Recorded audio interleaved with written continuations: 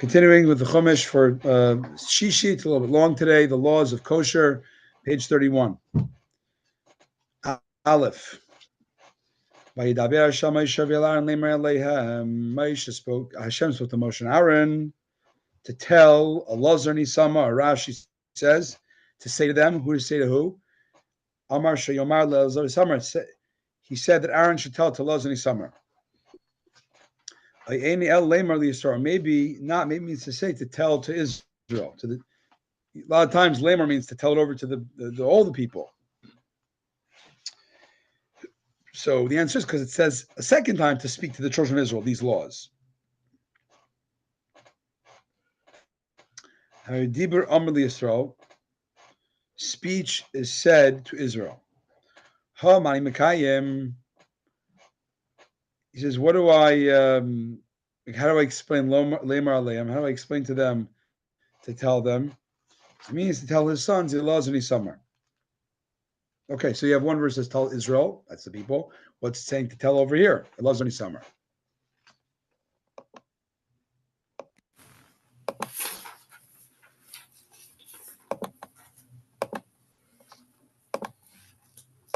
Alrighty. Base. Dabro b'nei Yisrael lemar. Speak the children of Israel, saying, Zois hachaya shetechel. This is the kind of living creature mikol behema shararetz that you may that from all the animals that are upon the earth that you may eat. All right, here we go. Here's the animals we can eat. Mm-hmm. Speak to the children of Israel. Rashi says, "As kulam hishli yishluchim b'dibrzeh." So, what's the pecking order? What's a pecking order? Where's that term come from? Pecking order, just like who comes first?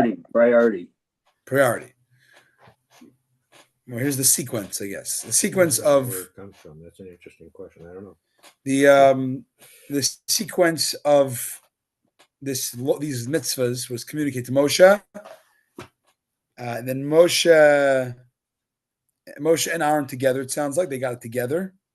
No, actually, it says here he told God to Moshe to tell to Aaron to tell to Elazar and Summer. So and then them to tell the children of Israel. So in this case, usually it sounds. I think usually Hashem would speak to Moshe, and Moshe would tell to. I don't know if what was the sequence of communication? It was Moshe to Aaron, to Elazar and Summer, then to the Jews. I think it was all the mitzvahs was like that. Pierre says it was specifically here. We can see it. It's different here, or it's the same as usual. You'll see.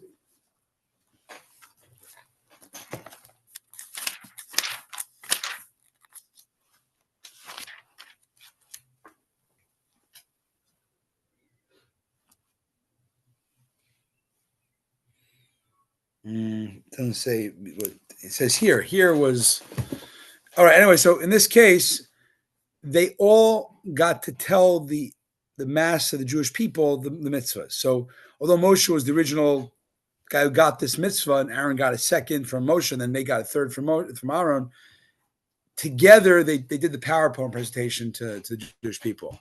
Why? Because since they were all equal in silence of God's decree, when their brother and son, Nadav and Avihu, was killed, they accepted the decree with love, so God gave them as a reward. They all together got to be the presenters of this mitzvah.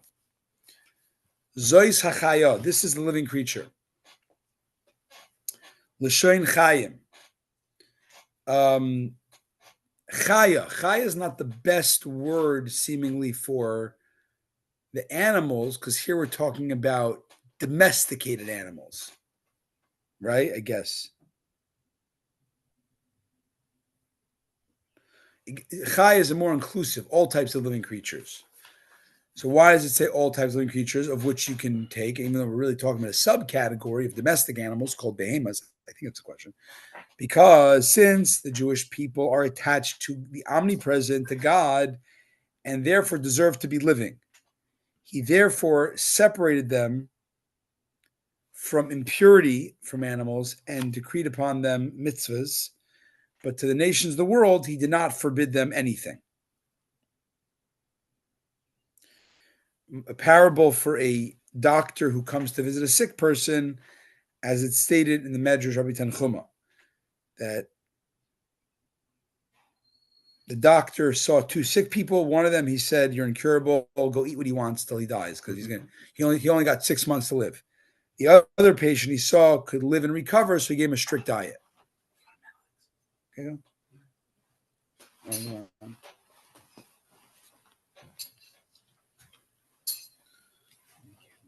Where's my other card? Where's my other card? Give it to mommy. I shouldn't give it to me. Remind.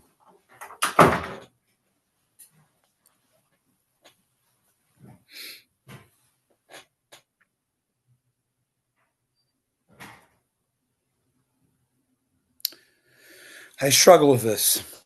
Please pass that here. This was. And we need a good Nicole also. You want brown?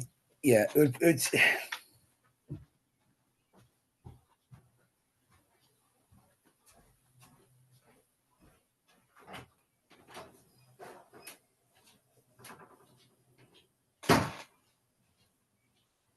Um,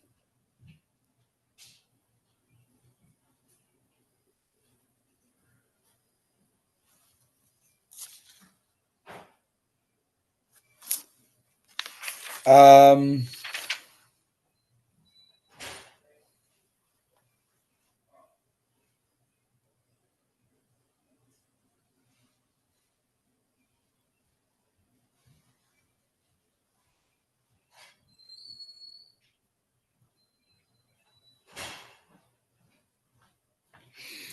so I don't need that. It's fine. You can just. So here's the deal. If you look at this Rashi, it seems a little bit chauvinistic. I mean, you might say some of Judaism is chosen is a little chauvinistic, but the language seems to be a little bit harsh. It's saying that God said, "Oh, the Jews, they have access to spiritual health, so I'll give them a strict diet. The other nations, they don't have access to this, spiritual health, so eat what you want, right?" So the way it seems in the Kahas Chumash, and the way it seems from the other Chumash I'm looking on, is like this. Nothing. Nothing here. It would seem to be like this: is that the Jewish people, when they got the Torah at Mount Sinai, what that really meant was that they now are the people with a unique nefesh elokis, godly soul. In other words, the capacity for transcendent living. Everything in the world is created part of nature, even human beings. And their software is also part of nature. When the Jewish people chose the Torah and God chose them and all that, right?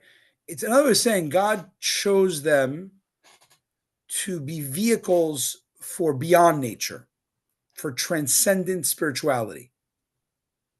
Transcendent, yeah. If we're going to talk about, if now we're now of access, we're now the people that have to exhibit transcendent spirituality, then the strict laws of what you can eat and not eat, because certain animals cause a desensitization of transcendent spirituality. They're too earthy. They're whatever reason, a pig is too mired in the natural order of things to be energy for transcendent living, transcendental living. And that's why we have these strict laws of kosher. The fact any nation that did not choose the Torah, did not choose the mission of being channels of transcendental living, they don't have that problem. Why can't they eat anything in nature? Yes, Gary, I see you want to say something. Well, this whole idea that somehow maybe I'm misinterpreting what's going on here, but this idea that somehow kosher provides some higher order of, let's just say, let's just look at the health side, not the Not the health. spiritual It's side. not the health side. It's not. It's not the point. You Okay, can't go good, there. good. Because If you go to because health is part of nature. people, the idea that people are eating all sorts of things around the world, there's, in terms of health or whatever, there's nothing wrong with pork. It's Nothing. just Nothing. No. if 100%. the Torah Nothing wrong. if the Torah says we can't eat it, we can't eat it, and it appears that that's just the way it is. No, but this. There's nothing wrong with pork. There obviously is something wrong with pork. It's offensive to Hashem. No, but no. But this. I want to just qualify. You're not arguing. I said from On a a- health point of view. I said from a Exactly. health point of Health, view, not from Exactly. a. Exactly. Well, I wouldn't say that. There used to be a problem with trichinosis. No longer. There used to No- be, but then Used to there's all sorts of problems with chicken too that Right. we eliminate with good practices. Exactly. Mr. Garrett, predators, right? Predators. One of the reasons why we don't eat predators because when you eat something, it becomes you. We don't want to become a predator. But Its even more. nature can be imparted to your nature. That's the But these idea. are, but this is not True. right. This is not a health thing. This is a Okay, I just wanted to clarify that. That's all. right. This is not a health thing. This is you're all saying in the psycho spiritual realm, some food conditions you to be loftier, more aligned with your soul, and some food mires you to the natural order of things with health. Health is not. Oh, that's what I wanted to push back on. And I realize we have a time constraint here. But the point being that I don't think eating a pig, if I eat a pig, I don't see how that affects me spiritually, except that Hashem has said I shouldn't eat that. And it's, what do we call the laws of this type? The laws of kosher are not because they're okay.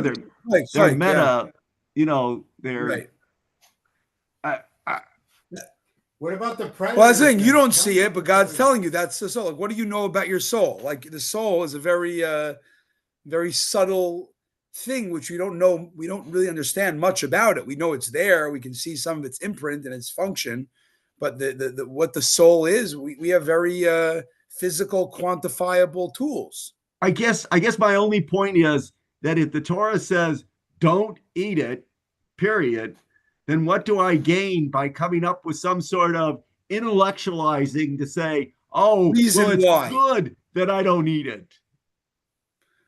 I'll tell you why. You gain. Because- There's nothing wrong with gaining that idea that you have that you can see an idea that's reinforcing. Not only is there nothing wrong. I think the it's extra Rambam- intellectualizing, which I What's do enough wrong? of already. by the way. Gary, What's Gary, wrong? at the end. What's the problem? No, let me finish here.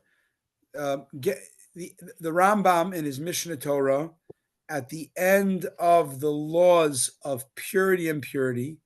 A lot of times he ends a long section of the halachas with a more like ethical kind of ending, like a Dvar Torah ethical takeaway.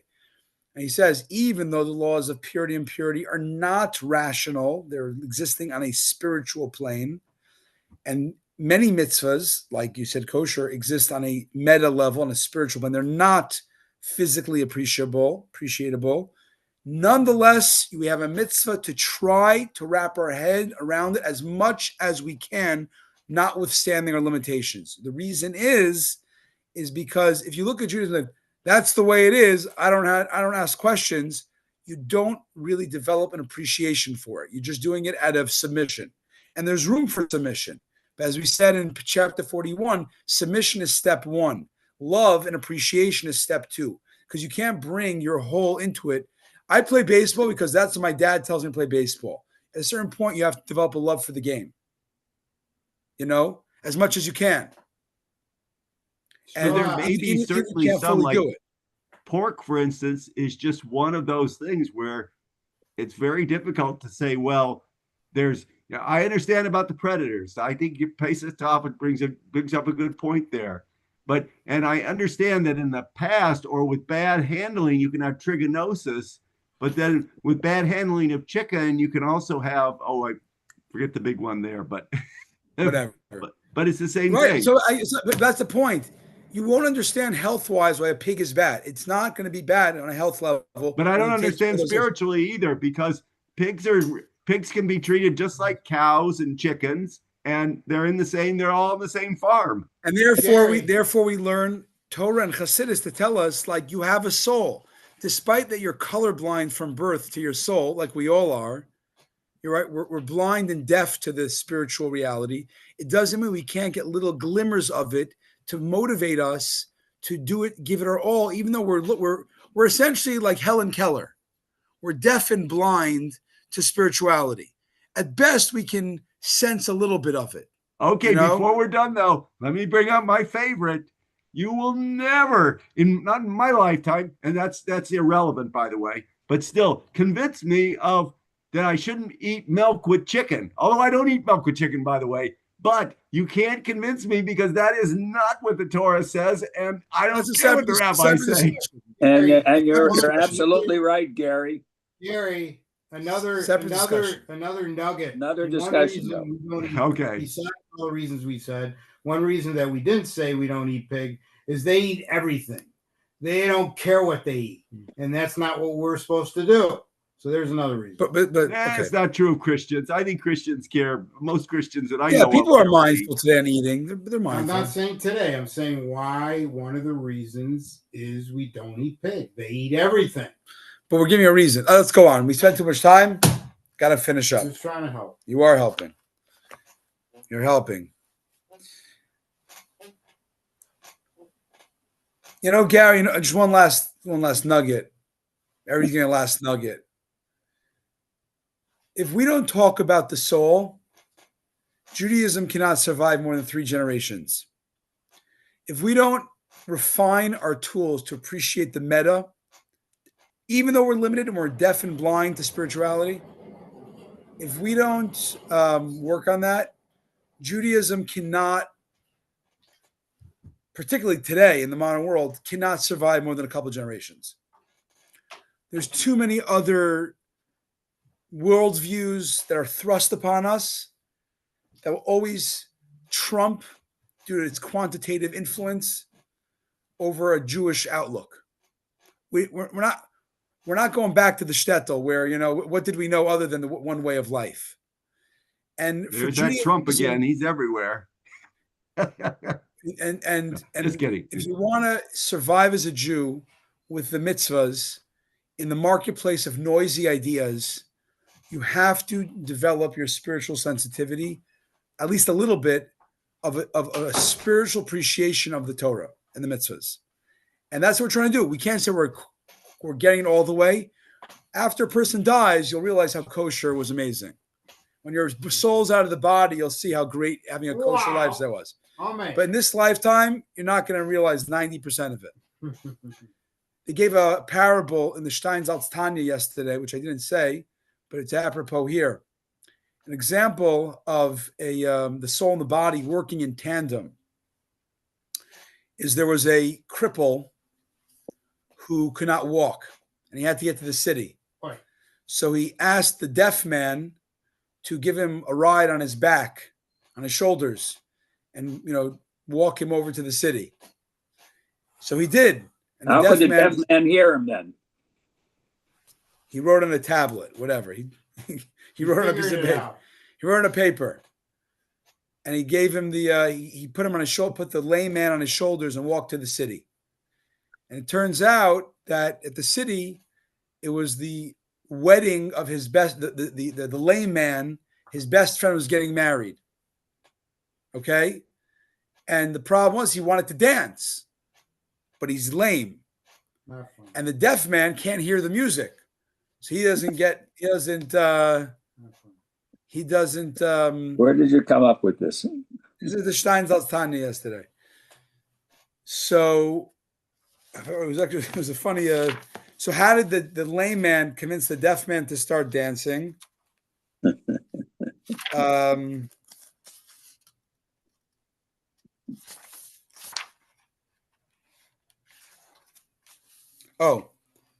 So there was the legless man, the man who had no legs. He couldn't walk.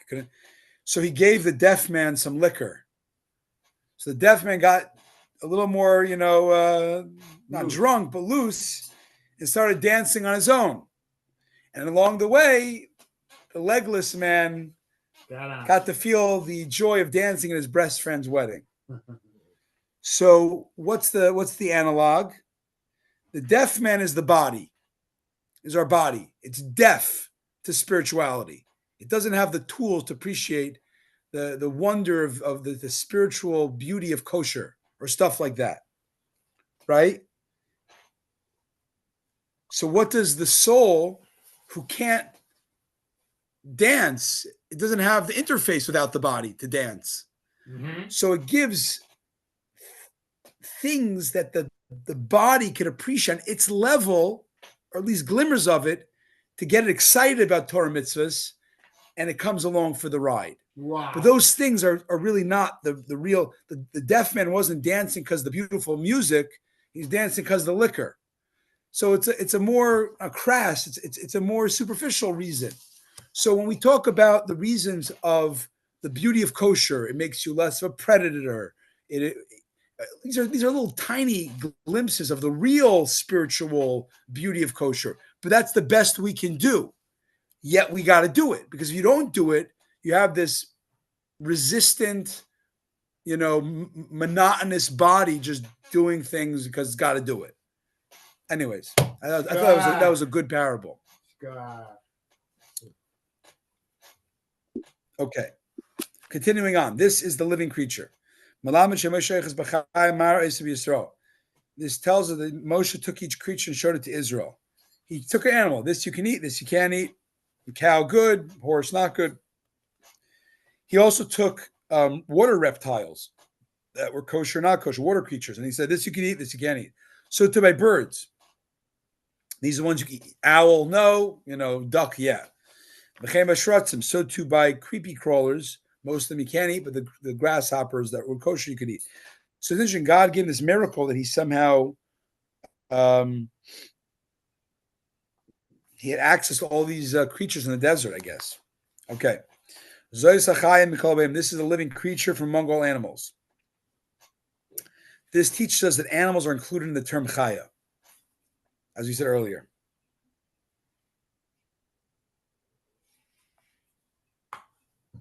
Whatever. Next, Gimel. So what could you eat? Among animals, all those that have a divided hoof. Can I say something? Yeah. So hoof, right? You just said it. Another thing about the pig, and then I'll not bring any more up, is he sticks out his hoofs, right? It says, I'm kosher. So he's lying. So that's another reason. Right. Yeah, pig is a very slightly offensive. Despite Charlotte's Web and Wilbur, pigs are offensive creatures, I guess, according to yeah. That too. All those that have a divided hoof, completely split into two hooves, of malas gerbayima, and chew their cud, those you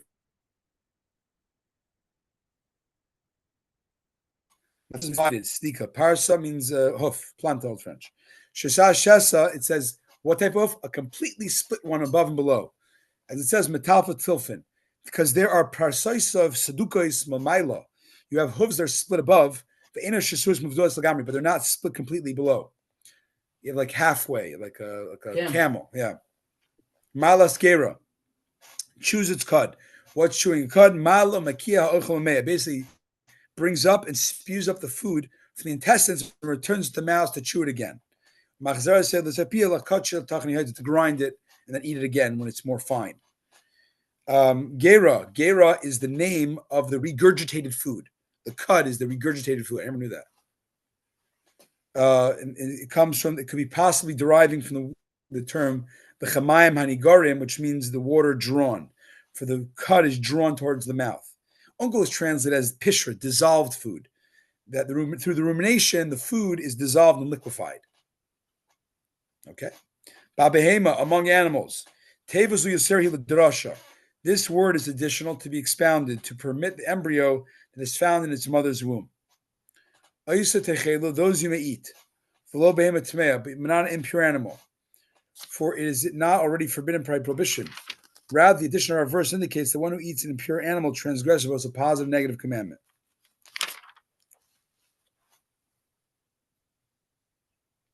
So it says positive that infers a negative. Eat these, don't, which means don't eat others. So it's saying that to eat a horse, for example, is not just a violation of the negative, because it's going to say later you can't eat the other ones that don't have two signs, but it's also, there's another issue that you're violating a positive eating kosher. Go eat the kosher animals if you want to eat meat. And if you eat not kosher, you're violating not just the negative, but also not doing the positive. Dalit. These, however, you may not eat from those that chew the cud, mafrise parsa, and those that have a divided hoof. Es hagamal kimalageru, the camel, because it chews its cud. Uparsin and a mafris, but does not have a divided hoof. It chews its cud, but does not have a divided hoof. So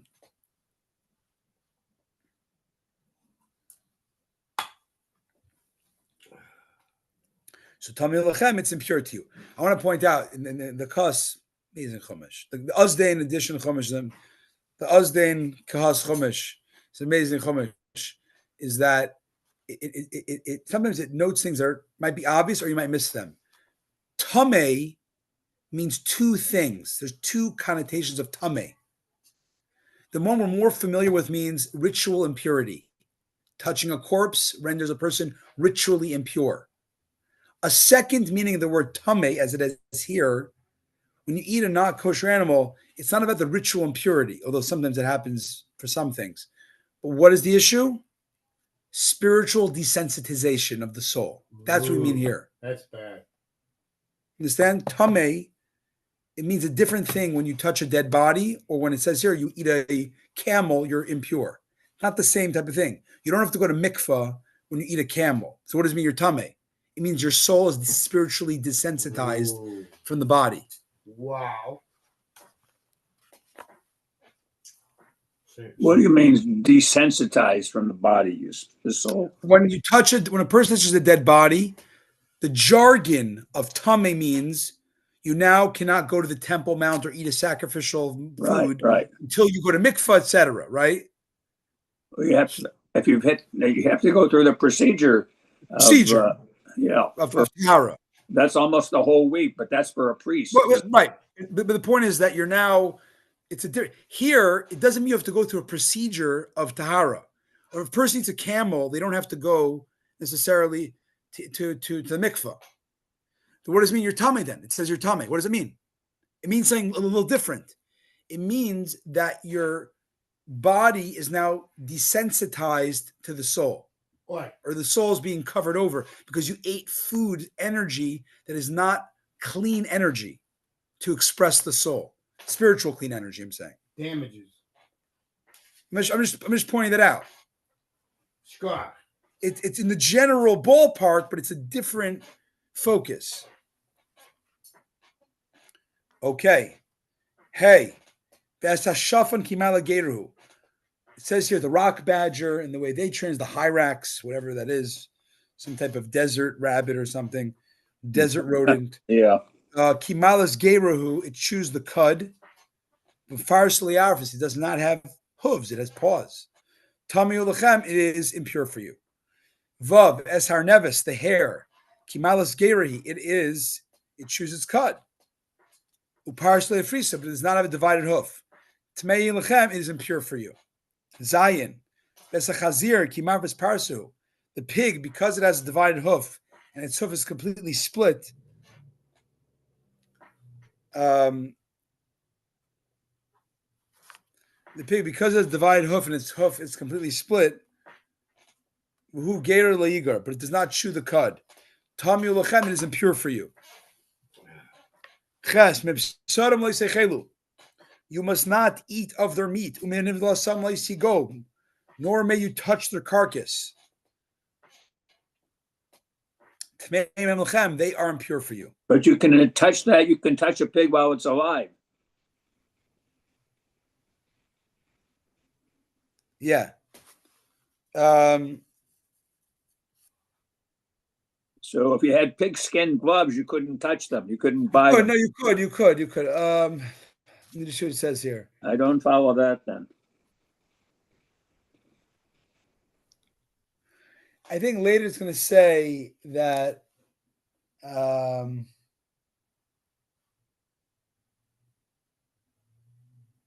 says here.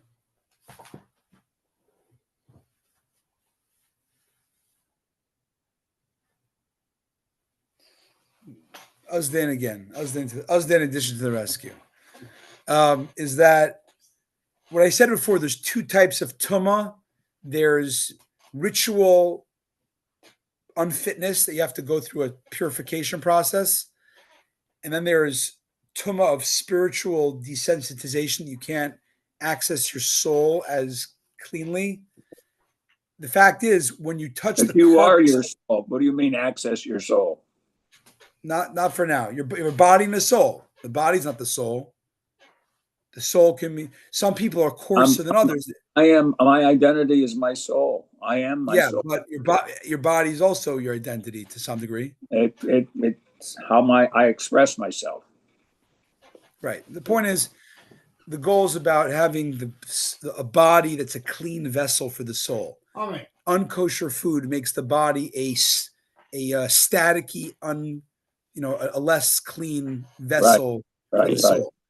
Amen. It's like a virus in the computer, right? If you have the unkosher food, it's a virus in the hardware. And the software. It's a good analogy, but I got to think about it. Think about it. Anyways, the point we're talking about here is the point. Oh, if you touch the carcass of these animals, you also become ritually impure. Now, you're allowed to become ritually impure. Here's the thing. You're allowed to touch the carcass of a pig. It's just then you have to go to mikvah. There's a process. You can't eat the carcass of a pig. I'll be spiritually desensitized. You can't do that. Understand? But if you did touch it, you go, I can nullify it with just going to the mikvah. Mikvah. But even if you touch pigskin gloves, you're not, here's the thing. Once hide becomes processed, it's no longer considered carcass. You understand? No.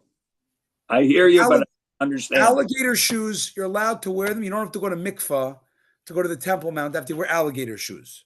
Because can I wear the alligator shoes to the temple? Yes. Why? I think so. Because alligator shoes, once they become processed, they're no longer carcass. They're now leather. Leather's a different. It's no longer the same thing. Anyways, you have to look into that. Moving on. His point on Rashi is, though, where do I know that any other impure animal has no sign of purity whatsoever is forbidden? You may learn A4 A40RA. A40 or Mike says a little more. Mike in his Latin class in Princeton, they told me A40RA. So we're going to go with both here. If these that do have some signs of purity are forbidden, basically, it only says the four animals that have one sign. It says those are off limits. Kal v'chomer, A40RA, that if they got no signs, for sure. A bear is for sure not kosher. Okay. Mipsadam, it says of their meat. Regarding their meat, there's a prohibition. Regarding their bones, sinews, and horns and claws, you're allowed to. There's no the horn of an animal is not unkosher. I know. Can't eat it. It's not edible, but it's not. It's not unkosher. Maybe the marrow is. The claws of a bear are not unkosher. I mean, it's disgusting, and maybe marrow. I don't know. You can't eat it, right? It's not, but the claw, the pure claw. I understand. I don't know. Touch a claw the marrow the marrow is a problem. Agreed. Yeah. Any part of the inedible parts of a non-kosher animal are not unkosher. Just they're not edible. So, like it's a catch-22. They're not kosher, they're not edible. Okay. Nor may you touch their carcasses. I might think this indicates that all Israel are prohibited to touch a carcass. The Torah therefore teaches us by saying, say to the priests are prohibited, but the rest of Israel is not. Those people are A4 If regarding impure, so it says, if you take this verse face value, this is an example of where Rashi helps us knowing the whole Tanakh and knowing the context to not get tripped up by literal translation that's incorrect. Sometimes literal translation is incorrect. It says, don't touch the carcass. I can't touch pigs now. I can't touch pig skin. So he says, it's not all the time. Because only the priests who had to go to the Temple Mount, they were given the blanket and don't get impure, don't touch carcasses or don't touch dead bodies. But a Jew's allowed to touch a dead body. Now there's a process to get repurified, but you're allowed to touch it. So Efer Terei, Kal v'chaymer. If what?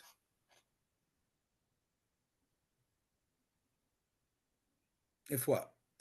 If regarding impurity of the dead, it says only the Kohen can't touch a dead body, but a Jew could become impure, an Israelite. So when it says here by a lesser impurity of just a carcass, it's not long as a Tara process. What does it mean you can't touch it? Jews don't touch carcasses. It means only by the festivals, because festivals, everybody's going to the Temple Mount, you shouldn't get even a little bit impure. But generally speaking, if you could choose to touch a dead, unkosher carcass and then go to mikvah. Okay. Continuing, Tess. Ezeh toichlu. This is what you may eat. Mikol shamayim, whatever's in the water. Kol shelo snapir v'kaskeses b'mayim. All those that have fins and scales in the water, by yam and nechalim oisim techelu. Whether in the sea or in the rivers, those you may eat. Snapir. Snapper is elu sheshat behem. These are the ones. These are the fins. Scales, kaskeses. These are the scales that are attached to it. As it says, as he's a tar, the scaly coat of mail. Yud. Whatever doesn't have fins and scales in the seas or rivers, among all water creatures, among all living creatures in the water. Shekets and lechem, they are abhorrent to you. Sherets, they translate as reptiles. I don't think that's a great translation. Shrimp is down there, lobster. Yeah. Sherets means a crawling creature. All crawly creatures in the water. Crawling creatures. Creepy crawlies. Something low that creeps and moves along on the ground. Water reptiles, yeah. But what's a reptile? Means like a crab's a reptile? A crab's a reptile? I don't think it's the right word, right? Yeah. Whatever. Yeah. Anything that low, it's more the creepy crawliness of the thing in the water that's forbidden. Yudal v'sheketz yulechem, they show, or they remain disgusting to you, abhorrent. From their meat you may not eat. You should abhor their carcass. Rashi, sheketz you. This, why, you just told me you can't have them. Why are you telling me again? I'm telling you for the last time. They shall remain abhorrent to you. Why is saying it again? This is, of course, not repeating itself. It's adding the prohibition on mixtures. You can't have clam chowder. If I said that right. Sounds good. Yeah. You can't have a mixture of the... Unless it's kosher. What? Kidding. Well, unless clam chowder. They can make something taste with kosher ingredients. Right. I'm talking about if there is enough, noticeable taste in it of the unkosher sea creature. Mibsaram, their flesh. You're not forbidden to eat fins and bones. Again, meat of the fish is unkosher, of the catfish is unkosher, but the bones, technically, if you take away all the juice, all this marrow, it's nothing. It's not unkosher. Where do you see that? How could catfish bones? They have the same DNA as the flesh. That's what it says. The bone is inedible. If the bone's inedible, it's not treif. It's not edible though. You can't eat it. So yeah, but I remember learning that you can put catfish, I'm saying, in soup, and I said, "What? You can't." Yeah. Did you hear that? They are miles away from catfish. Whatever. I'm pointing at the bones Did you ever hear that? I get, but I guess I never learned halachas, but it sounds like you could. You're right. Catfish is to water as pig is to land. Whoa, that was a big. The Catfish Association would not be happy with your statement. But it's true because catfish are scavengers. Yeah, It's a scavenger. yeah. Vesnivlasam tishaketsu. You shall abhor their carcass. Yeah. L'rabis yavchushin shesinon. No problem. This added phrase includes strained midges. Mushrooms in Old French. Okay.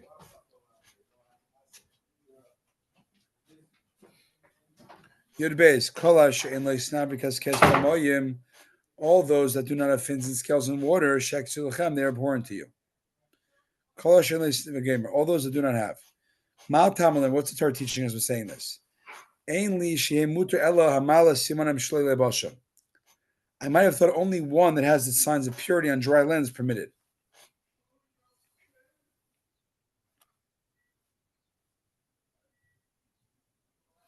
How do I know that if it shed them in the water, that it's also permitted?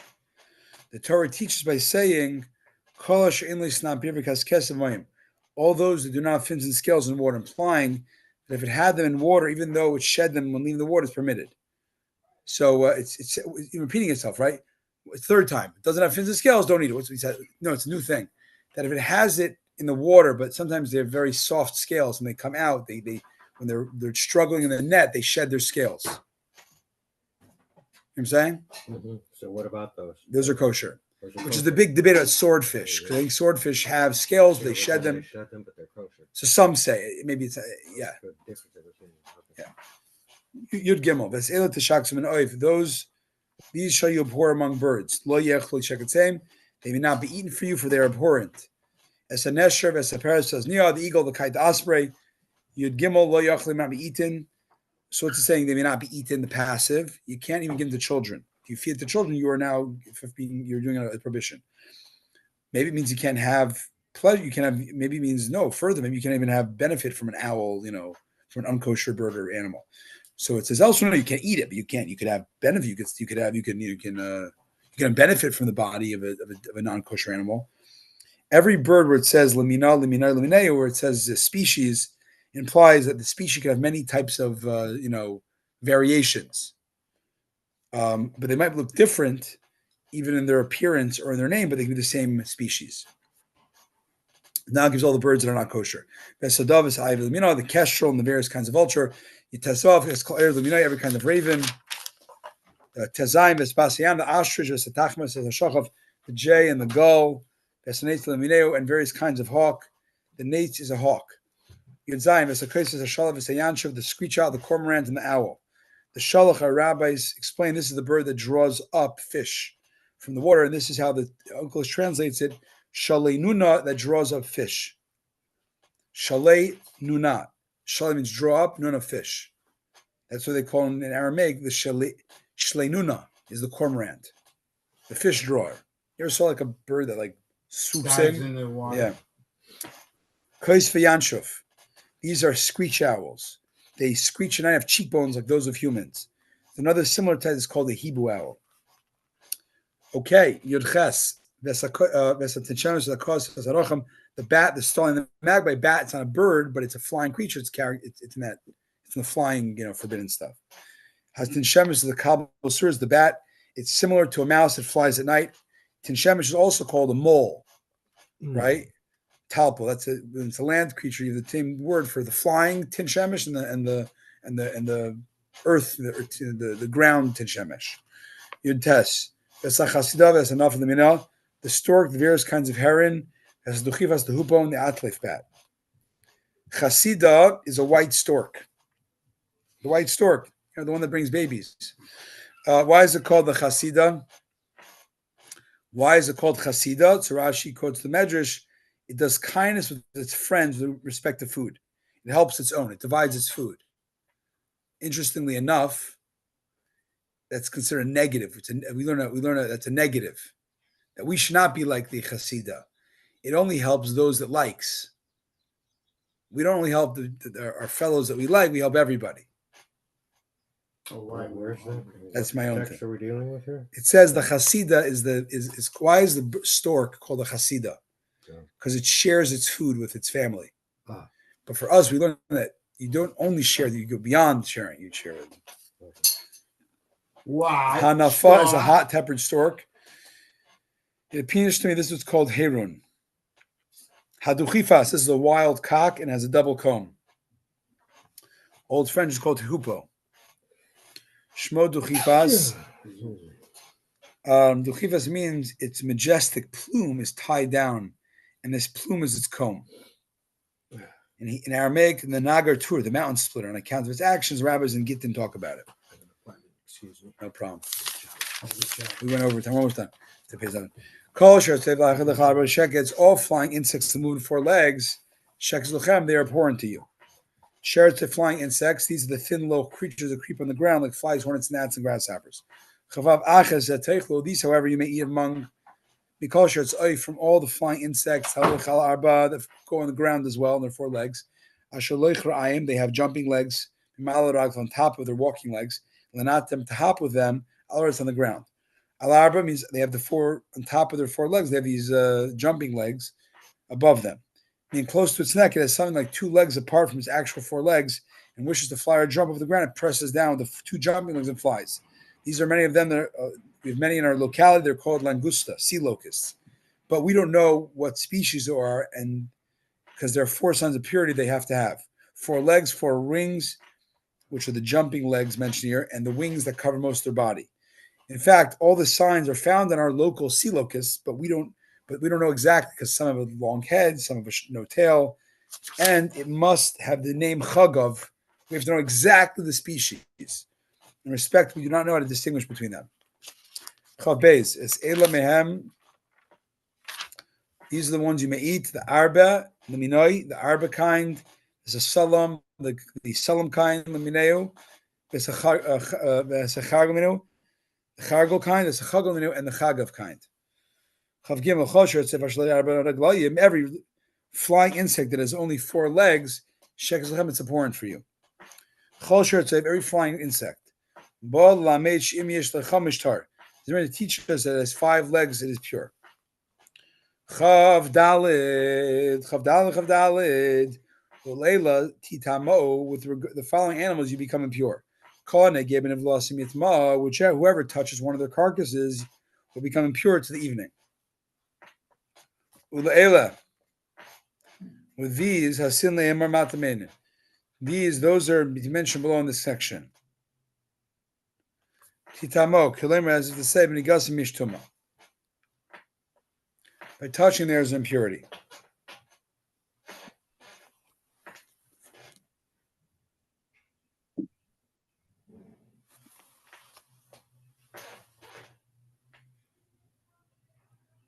When you're impure until evening, that means you have to bathe to fully complete the process.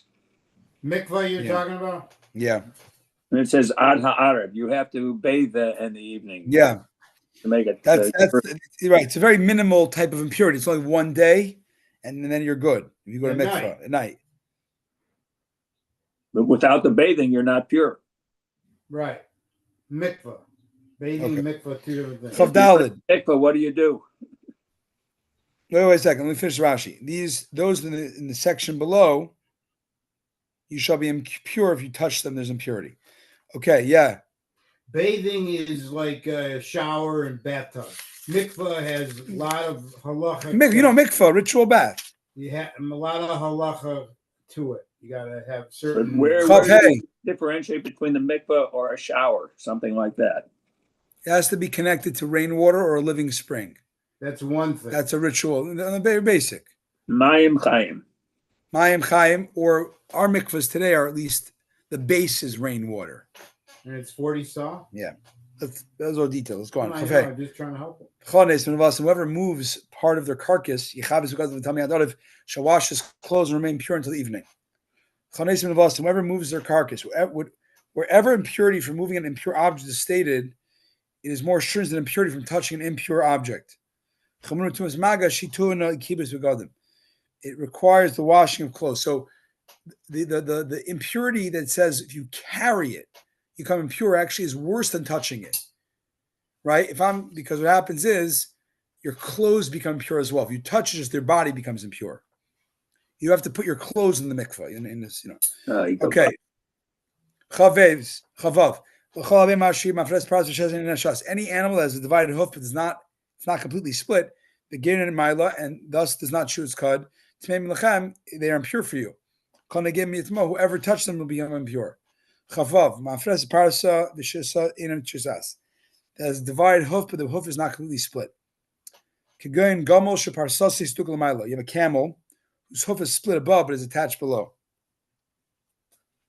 Here it teaches you that the carcass of an impure animal causes impurity. And the section at the end of this portion explains the laws of a pure animal. All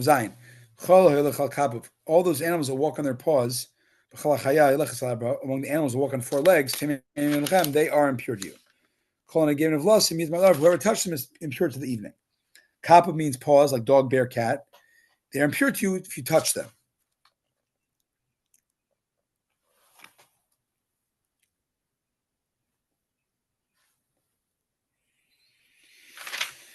If you hold the carcass of a dog, your clothes are impure, you have to wash them in the mikvah, and they're pure until the evening. They are impure for you. These are impure to you, among low, creepy things on the girth. The weasel, the mouse, and the various kinds of toad.